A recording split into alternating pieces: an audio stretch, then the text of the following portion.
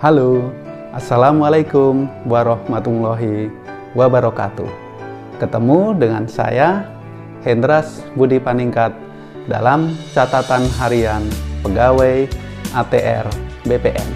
Dalam video ini, saya akan menjelaskan tentang sistem pendaftaran tanah, di mana literatur dalam video ini dinukil dari Himpunan Karya Tulis Pendaftaran Tanah dari Direktorat Jenderal Agraria, Direktorat Pendaftaran Tanah tahun 1985 yang dikompilasikan dengan literatur lainnya, di mana himpunan karya tulis tersebut secara tidak sengaja saya temukan di kantor pada waktu kerja bakti membersihkan kantor.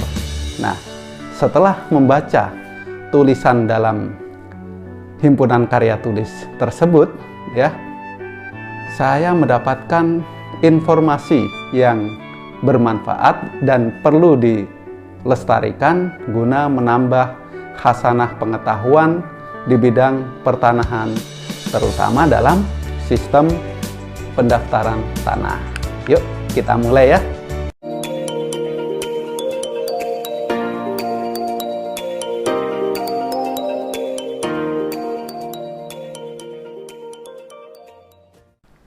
Nah, sistem pendaftaran tanah itu ternyata dimulai dari sistem pendaftaran hak pada suatu negara itu ternyata tergantung pada asas yang dianut oleh negara itu, di mana dalam peralihan hak dikenal dua macam asas hukum, yaitu yang pertama adalah asas nemo plus juris yang bertujuan untuk melindungi pemegang hak yang sebenarnya terhadap tindakan orang lain yang mengalihkan haknya tanpa sepengetahuannya. Yang kedua adalah azas itikat baik yang bertujuan melindungi orang dengan itikat baik memperoleh suatu hak dari orang yang disangkanya sebagai pemegang hak yang sah, atau orang yang memperoleh suatu hak dengan itikat baik akan tetap menjadi pemegang hak yang sah menurut hukum. Nah, teman-teman, terkait dengan sistem publisitas yaitu sistem pengumuman dari daftar-daftar dapat dibagi menjadi dua, yaitu yang pertama, daftar umum yang diadakan dalam penyelenggaraan pendaftaran tanah yang memiliki kekuatan bukti disebut sebagai sistem publisitas yang mempunyai kekuatan hukum yang positif, di mana azas itikat baik identik dengan daftar umum yang memiliki kekuatan hukum positif. Lalu yang kedua, daftar umum yang diadakan dalam penyelenggaraan pendaftaran tanah yang tidak memiliki kekuatan bukti disebut sebagai sistem publisitas yang mempunyai kekuatan hukum yang negatif, di mana asas nemo plus juris identik dengan daftar umum yang memiliki kekuatan hukum negatif. Nah, teman-teman, kita ke langkah selanjutnya, yaitu memahami tentang sistem sistem negatif dan positif Nah, sistem pendaftaran hak disebut negatif jika pendaftaran hak yang diselenggarakan dengan daftar-daftar umum yang tidak mempunyai kekuatan bukti. Nah, dalam sistem negatif, terdaftarnya seseorang dalam daftar umum sebagai pemegang hak belum membuktikan orang itu sebagai pemegang hak. Nah, di negara di mana berlaku asas nemo plus juris, hanya dapat diselenggarakan sistem pendaftaran hak yang negatif. Dengan demikian, pemegang hak yang sebenarnya selalu dapat menuntut haknya kembali yang telah dialihkan tanpa sepengetahuannya. Nah, masih di sistem negatif Dalam sistem negatif, pendaftaran suatu hak atas nama orang yang tidak berhak tidak dapat merugikan pemegang hak yang sebenarnya. Oleh karena itu, terdaftarnya seseorang dalam daftar umum sebagai pemegang hak belum menjadikan orang itu sebagai pemegang hak yang sah menurut hukum. Nah, kelemahan dari sistem negatif adalah pemerintah tidak menjamin kebenaran dari isi daftar umum yang diadakan dalam pendaftaran hak. Lalu, keuntungan dari sistem negatif adalah pendaftaran akte-akte peralihan hak dapat diselenggarakan dengan lancar karena pemeriksaan cukup diperoleh dengan kebenaran formilnya. Lalu, sistem negatif terdapat di Perancis, Belgia, Belanda, Italia, dan negara yang lainnya. Mungkin teman-teman bisa menambahkan di sini ya. Lalu bagaimana dengan sistem publikasinya? Dalam sistem negatif atau sistem publikasi negatif selalu menggunakan sistem pendaftaran akta atau registration of deed ya, registration of deed, di mana pejabat pendaftaran tanah tidak melakukan pengujian atau uji material terhadap kebenaran data yang tercantum dalam akta. Jadi, pejabat pendaftaran tanah bersifat pasif. Nah, lalu akta pada sistem pendaftaran tanah berfungsi sebagai alat bukti peristiwa atau perbuatan hukum yang bersifat kuat. Setiap terjadi perubahan sertifikat tanah, maka wajib dibuatkan akta baru dan data yuridis yang diperlukan harus dicari di dalam akta-akta yang bersangkutan. Akan tetapi untuk memperoleh data yuridis harus dilakukan title search yang dapat memakan waktu dan biaya karena menggunakan bantuan ahli. Nah, selain itu, negara tidak menjamin bahwa data fisik dan data yuridis yang tercantum dalam sertifikat adalah benar selama tidak dibuktikan dengan alat bukti lain. Apabila data dalam sertifikat tidak benar, baik kesalahan register ataupun penipuan, maka dapat dilakukan perubahan berdasarkan keputusan pengadilan.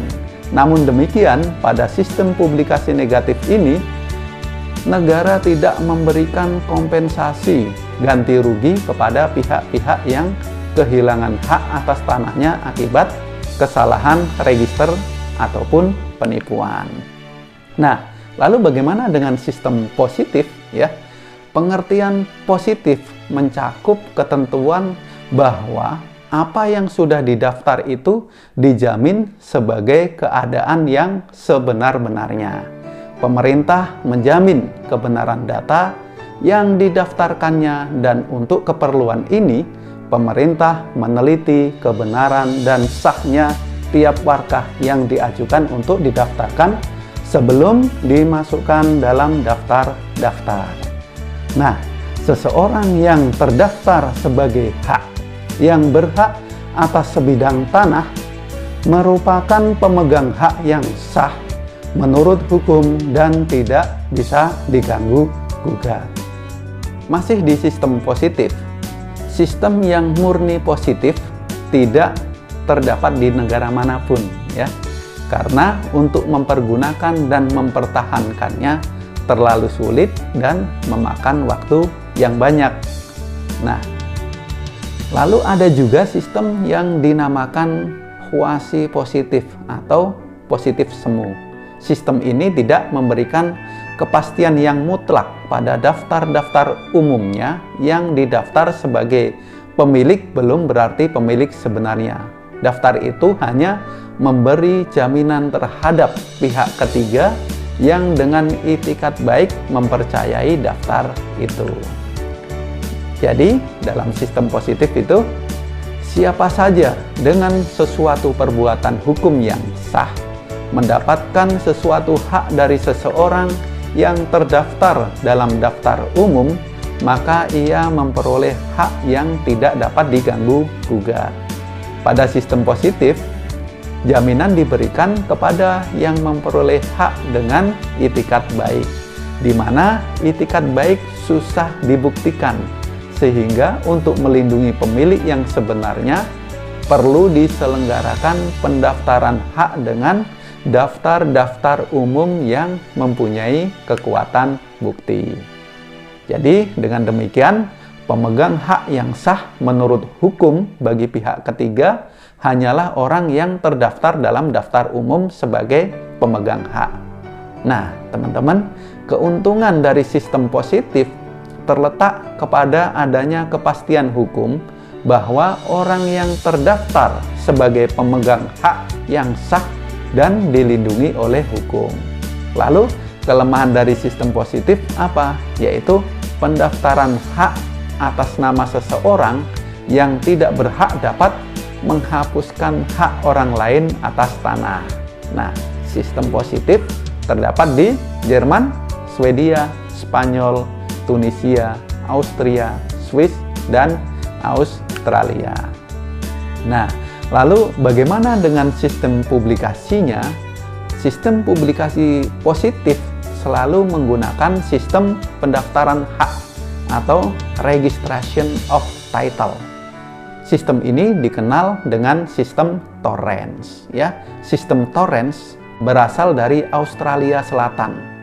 Kata Torrens merujuk pada nama penemu sistem pendaftaran ini, yaitu Robert Richard Torrens pada tahun 1858. Nah, sistem publikasi positif meliputi identifikasi satu atau banyak bidang tanah yang menentukan siapa orang atau organisasi apa yang dapat memiliki hak atas sebidang tanah tersebut yang kemudian dicatat dalam register tanah. Jadi dalam sistem publikasinya, sebelum melakukan pencatatan, pejabat pendaftaran tanah telah melakukan pengujian, ya, dilakukan uji material terhadap kebenaran data yang tercantum dalam akta sebelum dilakukan pendaftaran haknya dalam buku tanah.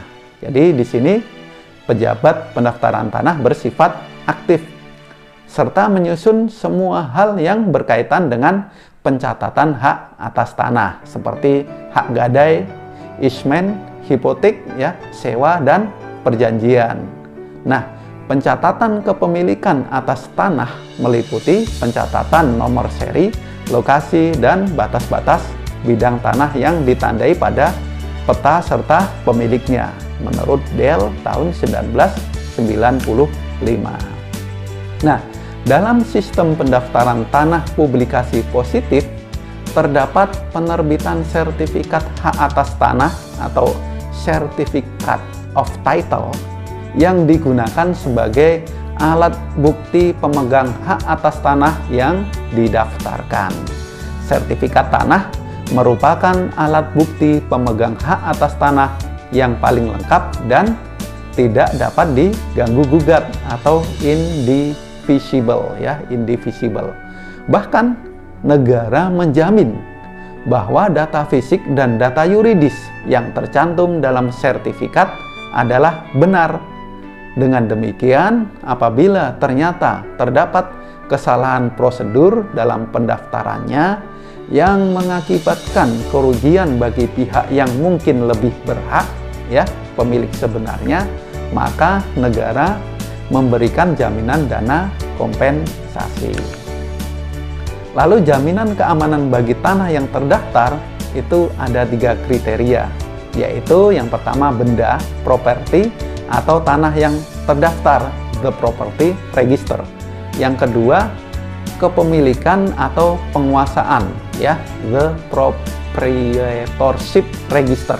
Dan yang ketiga adalah jaminan hak-hak yang ada, the trust register.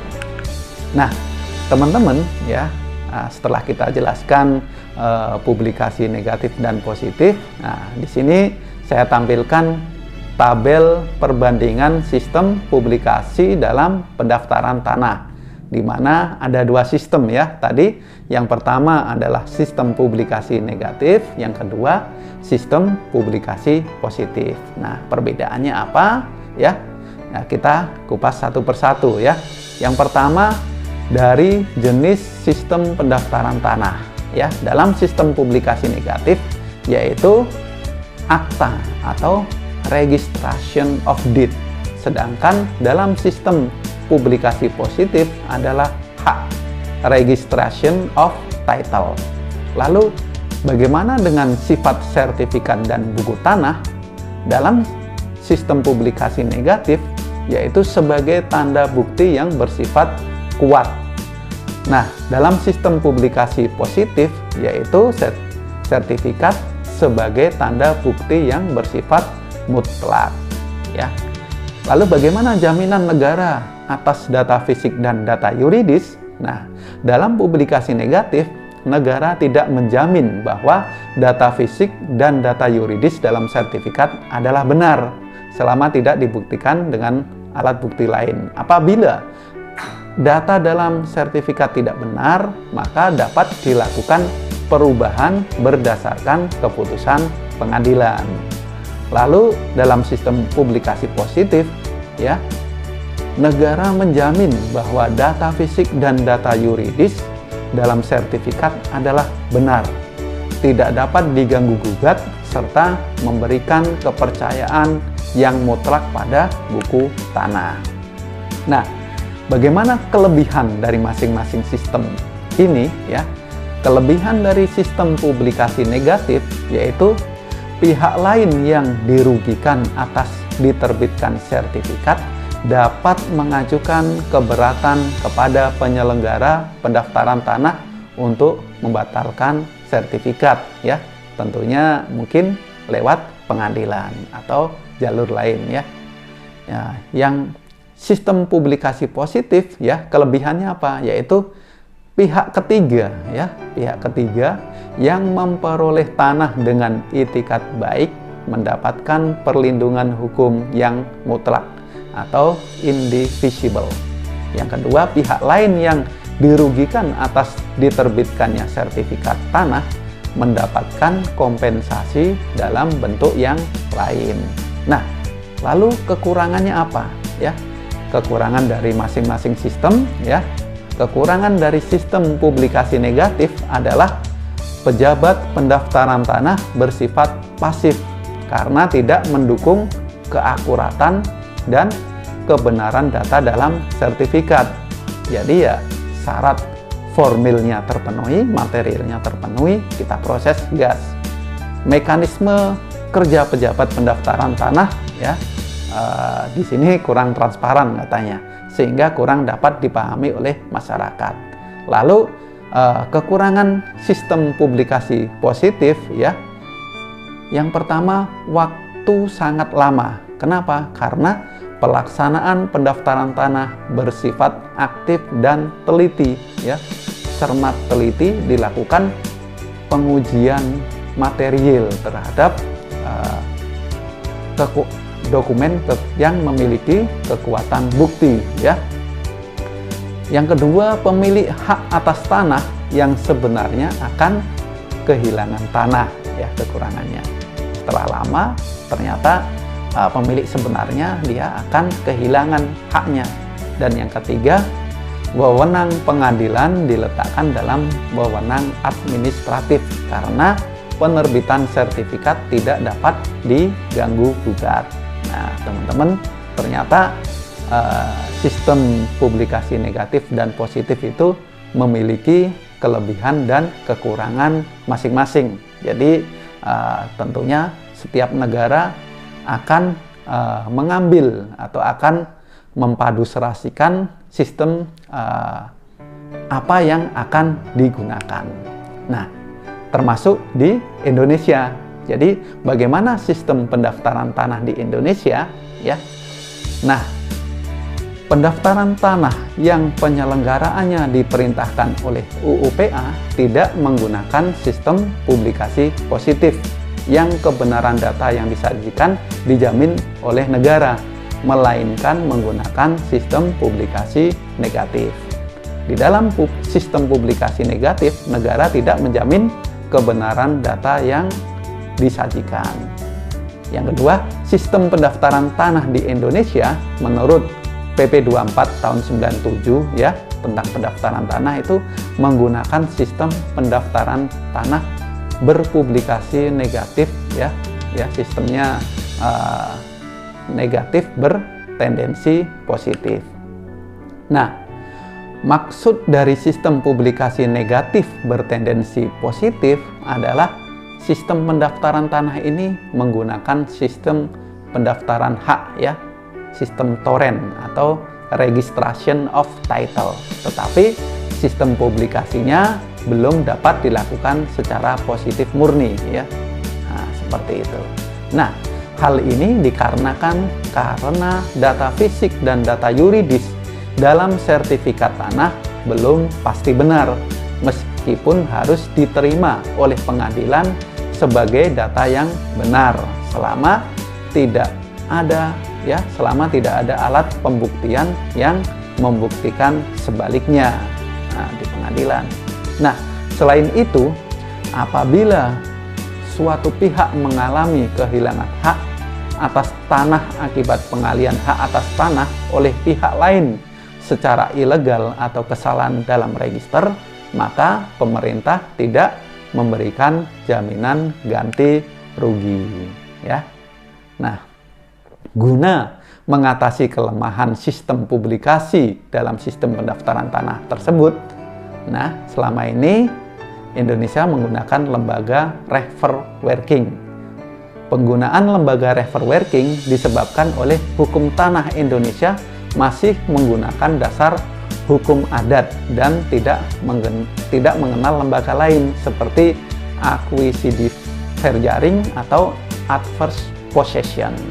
Nah, dalam hukum adat apabila ya, dalam publikasi ini, dalam hukum adat ya, apabila seseorang selama sekian waktu membiarkan tanahnya tidak dikerjakan, kemudian tanah itu dikerjakan orang lain yang memperoleh hak atas tanah dengan itikat baik ya, maka pemilik tanah semula akan mengalami kehilangan hak atas tanahnya. Jadi ya benar ya apa yang disampaikan bahwa dalam hak atas tanah sertifikat itu mengandung 3R ya, yaitu right ya, restriction dan responsibility. Ya salah satunya dia harus mengerjakan tanahnya secara aktif, tidak menelantarkan tanahnya. Nah, lalu bagaimana roadmap sistem pendaftaran tanah di Indonesia ke depan? Apakah selalu menggunakan sistem ya negatif bertendensi positif ya publikasinya? Nah, Kementerian ATR BPN telah memiliki 7 proyeksi ke depan ya sampai tahun 2025, yaitu salah satunya adalah memberlakukan stelsel positif dengan adanya asuransi pertanahan yang mengatasi kerugian masyarakat karena sengketa pertanahan. Adapun penerapan stelsel positif adalah proyeksi yang ketujuh. Nah, kira-kira apa aja nih proyeksi ATR BPN sampai tahun 2025 ya? Yaitu ya saya jelaskan, yang pertama adalah mendaftarkan seluruh bidang tanah. Nah, sekarang lagi gencar-gencarnya dilakukan program strategis nasional di bidang pertanahan apa? Yaitu PTSL dan reforma agraria ya. PTSL murni, PTSL mandiri maupun reforma agraria melalui redistribusi, transmigrasi maupun legalisasi aset. Yang kedua ya proyeksi ATR BPN ya, yaitu mewujudkan RDTR di seluruh wilayah ya untuk memaksimalkan ya pemanfaatan dan pengendalian ruang ya. Terus yang ketiga yaitu meningkatkan standar kompetensi SDM menuju birokrasi yang berstandar dunia, ya. Setelah itu ditingkatkan SDM-nya, ya. Lalu yang keempat yaitu menjadikan ATR BPN, ya, sebagai pusat informasi pertanahan dan tata ruang berbasis teknologi informasi dengan inovasi dan kolaborasi. Nah, yang kelima yaitu mewujudkan kantor, ya, kantor layanan modern dengan memberikan produk dan layanan pertanahan, ya, dan tata ruang secara elektronik, ya. Ini bagian dari transformasi digital. Yang keenam, meningkatkan PNBP 10 kali lipat dengan layanan informasi pertanahan dan tata ruang sebagai basis penerimaan negara, karena layanan akan menjadi lebih mudah dan cepat dengan adanya transformasi digital dan layanan elektronik. Kemudian yang terakhir, setelah semua bidang tanah terdaftar, RTDR-nya juga sudah bagus, SDM-nya sudah bagus, terus informasi pertanahan dan tata ruangnya sudah berbasis teknologi informasi, ya, kantornya udah modern, ya, layanan banyak, ya, sengketa-sengketa juga udah tidak ada, sengketa pertanahan, masalah pertanahan sudah berkurang jauh. Yang ketujuh, baru dilakukan memberlakukan stelsel positif atau asuransi pertanahan untuk mengatasi kerugian masyarakat akibat sengketa pertanahan. Oke, sekian video dari saya. Terima kasih. Semoga bermanfaat, ya. Mohon masukannya, jangan lupa like, comment, and subscribe, ya, biar channel ini tetap semangat dan berkembang. Terima kasih. Assalamualaikum warahmatullahi wabarakatuh.